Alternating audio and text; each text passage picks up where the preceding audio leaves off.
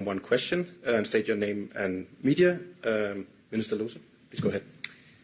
Thank you. And let me start by saying that I think it's been really a few good days here with colleagues, central bank governors that we've been working with over the last few days.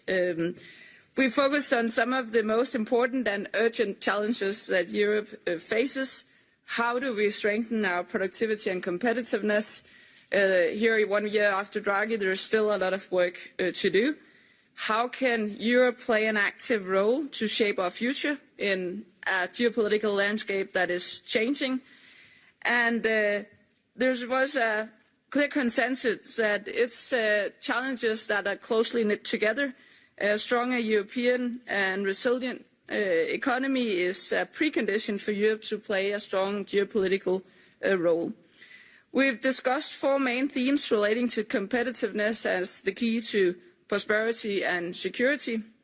We talked about working methods and overviews of upcoming EU legislation to ensure burden reductions for European businesses. We talked about simpler financial regulation to make it more efficient and less costly. We talked about national structural reforms to strengthen productivity and competitiveness. And finally, we talked about policy actions to shape the future of Europe and the world in the view of the geopolitical developments. On the theme of burden reductions, of course, EU legislation poses huge benefits for all EU countries.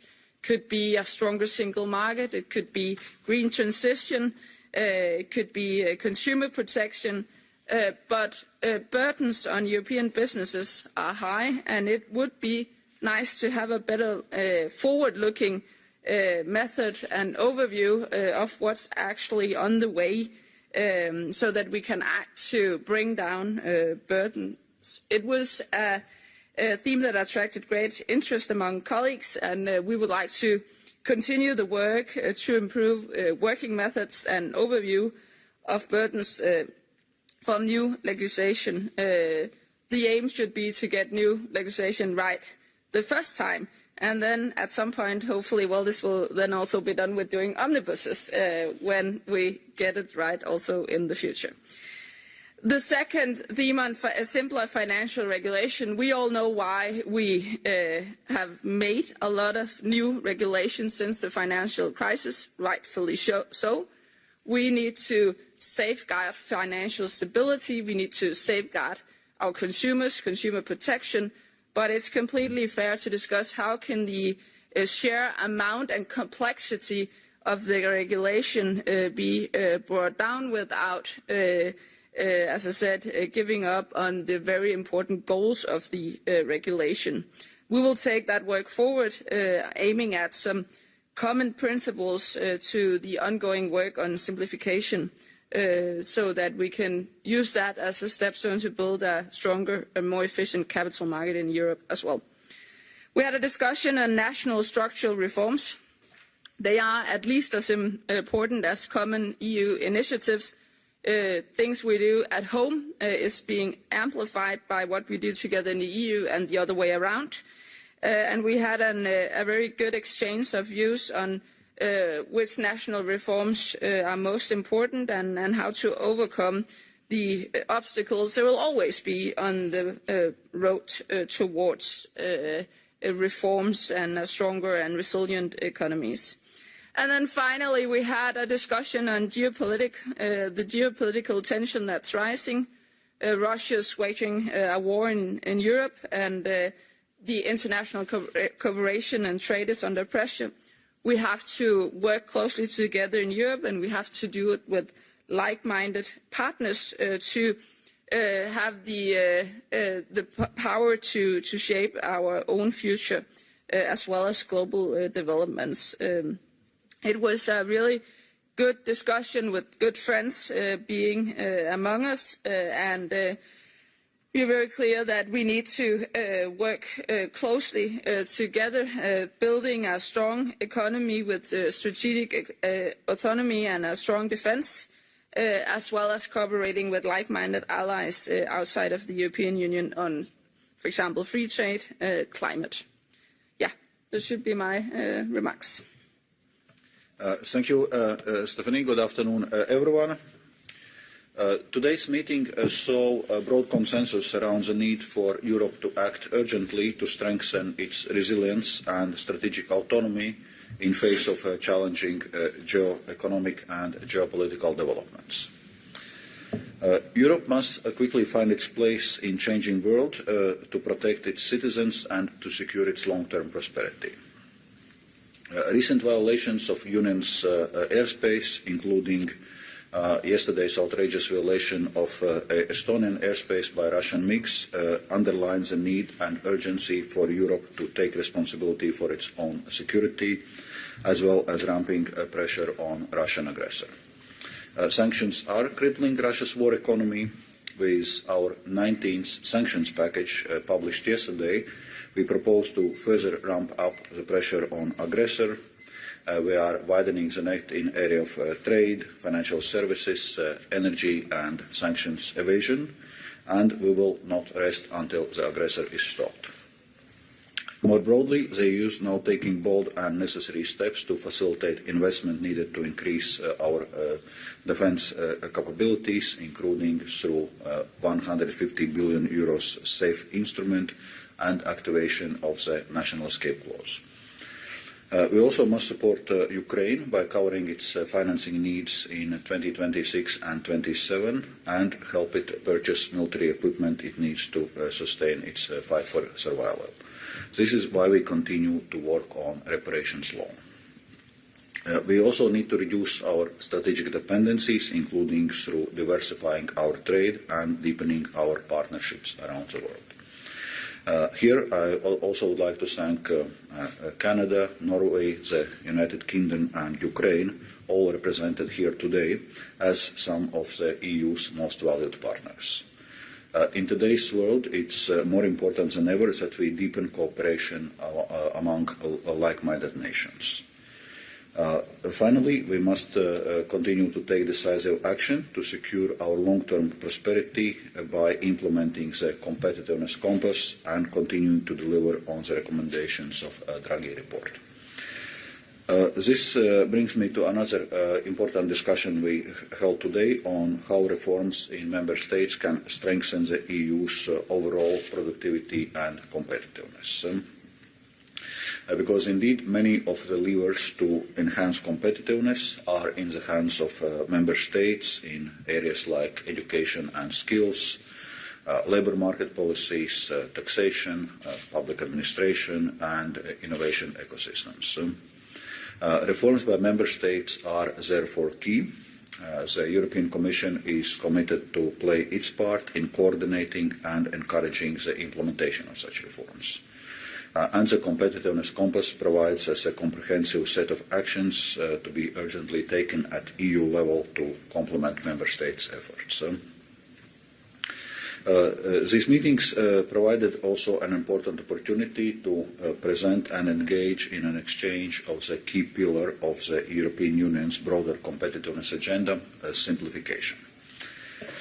Since the beginning of the year, we have presented 6 simplification omnibus proposals, including in agriculture, defence, due diligence and sustainability reporting. These proposals will make EU rules simpler, more proportionate and easier to navigate for European businesses, resulting in annual savings of around €8.4 billion. Our overall objective is to simplify administrative procedures to reduce costs by 25% for all companies and 35% for SMEs. This means cutting around €37.5 billion in the annual administrative costs by the end of this Commission's mandate in 2029. Our discussions focused on the importance of monitoring the overall economic impact of the EU legislation across different policy areas and also on how simplification can deliver a more competitive European financial sector. These discussions serve as very useful contributions to our ongoing work. So I'm grateful to Danish Presidency for facilitating these exchanges, recognizing the importance of simplification and supporting the omnibus proposals the Commission has already made. So before I finish, I wanted to once again thank the Danish Presidency for your hospitality and for excellent organization of the meeting. Tusen tak. Tak. Thank you both. Let's go to questions. Yes, yeah. Please wait for the microphone. Thank you. Detlef Fechtner, Börsenzeitung, German Financial Daily. To Mr. Dombrovskis, on the frozen assets, can you give us a taste of the echo of this discussion? So are there willingness to discuss, or is there even support already, or are there some caveats? And what's about the Brits, the UK? Yes, thank you for this question. Indeed, so in these meetings I presented the broad outline of this reparation loan concept, and all in all I would say there is willingness to engage constructively, and indeed member states see it as a possible way forward. So we now obviously continue to work on all the modalities because, well, we need to prepare it all relatively quickly, as Ukraine will be needing this financing as of 2026. And indeed, we see that this reparations loan approach can be scalable at the G7 level. So we are also raising it with our G7 partners, and indeed, so I had a meeting also with Chancellor Reeves yesterday, and UK is also showing openness to consider a similar approach as the EU's approach. Klaus.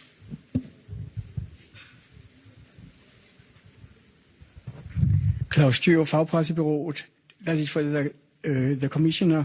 There is a growing criticism, at least in the Danish Parliament, concerning the lack of consequence analysis in many proposals. So the outcome is far from what you thought it would be, like the CSRD. Will you improve your homework in order to avoid that simplification turns into deregulation?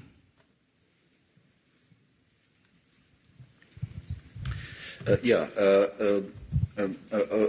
I think there were two parts to the question. So the first question is indeed the question on impact assessment of different legislative actions which we are proposing, and indeed we are working in European Commission to strengthen this culture, that we are providing impact assessments, that we are doing as part of impact assessments also, for example, competitiveness checks and SME tests, so seeing how the EU regulation is impacting our competitiveness. Also, I would say the paper presented by Danish Presidency also puts this focus on the costs of different EU rules and regulations. So this is something which is firmly on agenda.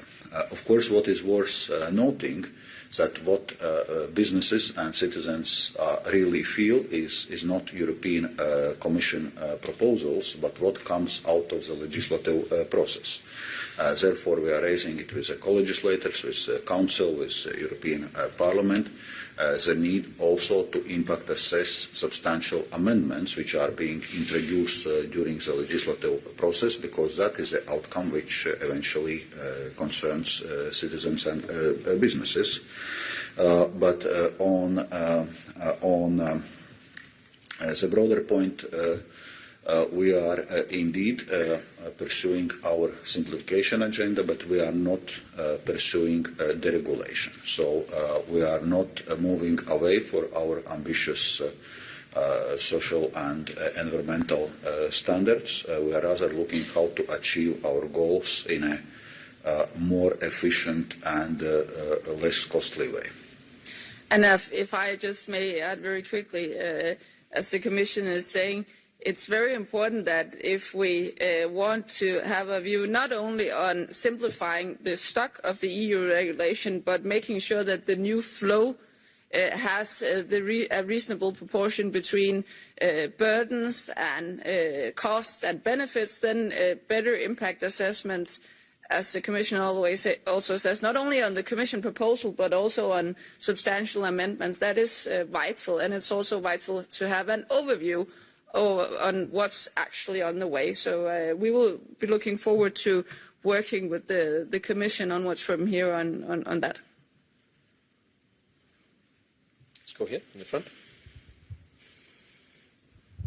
Hi, Galavotti in Kronos, Italy. It's a question for Commissioner Dombrovskis, if I may. It's slightly off topic, but since we are in an ECOFIN, because Minister Giorgetti said that Italy could lower its deficit to GDP ratio under 3% already this year. I wonder if you think that this forecast is realistic, and if yes, if Italy is bound to exit the excessive deficit procedure next year. Thank you so much. Well, indeed. So that's what has been stated by Italy's government and by Minister Giorgetti, that they are aiming to reduce budget deficit of Italy below 3% of GDP this year. So, and we are welcoming this ambition. And obviously, if that is going to be the case, if Italy brings budget deficit below 3% of GDP, then the excessive deficit procedure can be abrogated, and normally we would do it then. In any case, we'll be doing this assessment in a spring European semester cycle. Let's go over here. Thank you very much. Marta Vilar from Econostream. My question is for Mr. Dombrovskis. It's also slightly off topic, if I may. So ECB Vice President de Guindos' term is up in less than a year. And I wanted to ask you about your thinking regarding gender balance on the executive board, and also finally granting new member states representation in the executive board of the European Central Bank. Thank you. Well, as you know, European Commission has no role in selection process for the European Central Bank vice presidents or executive board members. So, respecting the ECB's independence, I will refrain from commenting this. Paula? Thank you. Also for Commissioner Dombrovskis, yesterday the Commission presented this sanctions package. There has been already reactions indicating that Hungary will not want to go the way suggested by the Commission. Is there a way, a plan B, by which you could seize all imports of Russian oil, which would not require unanimity? Thank you. Well, as regards 19 sanctions package in the area of energy, it doesn't specifically deal with oil, but it deals with LNG. So basically prohibiting the import of LNG, Russian LNG into the EU, and foreseeing certain phase-out period, how it's to be done. But we also have our broader strategy to completely phase out Russian fossil fuels, including oil, where indeed right now Hungary has certain derogation from the sanctions regime, as you know. And we continue to work on this strategy, and the aim is indeed eventually completely move away and decouple from our dependency from Russian fossil fuels. Next to Paula. Hi, I'm Jolanda de Koster from Dutch press agency ANP. I have a question for the Commissioner. You said something about the Bruegel report. What is the next step? What are concrete actions you are going to do? Thank you. What is the follow-up? Well, as I was saying, the discussions we are having here on our competitiveness and simplification agenda, on our structural reforms agenda, it all in a sense serves as input into the Commission's work and as input for further proposals and actions we'll be preparing, and certainly can also inform certain member states' actions. So I'd say that's the essence and value added of those discussions. Yep.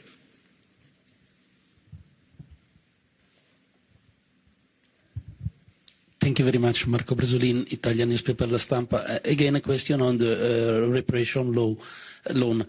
Yesterday, President von der Leyen said that the burden should be shared collectively by EU member states, in the sense that member states will have to give guarantees for the eventually bonds that will be issued. I'm wondering whether you are looking for an unanimous support for this, or if this could work also with, let's say, a sort of coalition of the willings. And in that case, for you, the question, if the Danish government is willing to participate. Thank you. As I was mentioning before, we are currently working on all those exact modalities, because indeed one of the elements of those proposals is, as I was explaining yesterday, so basically would separate the Russia's claim on their sovereign assets from cash balances which have been accumulated from those assets, and use those cash balances to provide a reparation loan to Ukraine.